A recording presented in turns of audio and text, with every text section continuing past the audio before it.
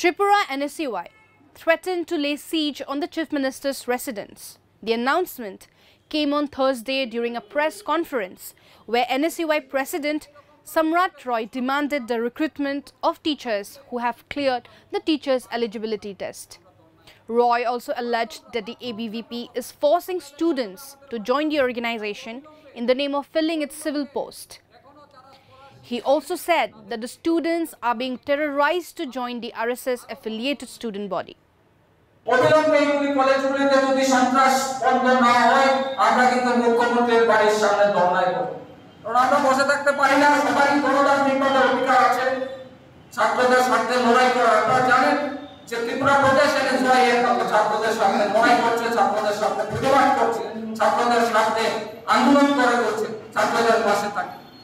আমরা বলছি আপনাদের মাধ্যমে ইলেকট্রনিক মিডিয়া প্রিন্ট মিডিয়া রাজ্যবাসীকে যে এগুলি রাজ্যের মুখ্যমন্ত্রী বন্ধ করতে হবে, রাজ্যের শিক্ষামন্ত্রীকে বলছি অবিলম্বে বন্ধ করতে হবে।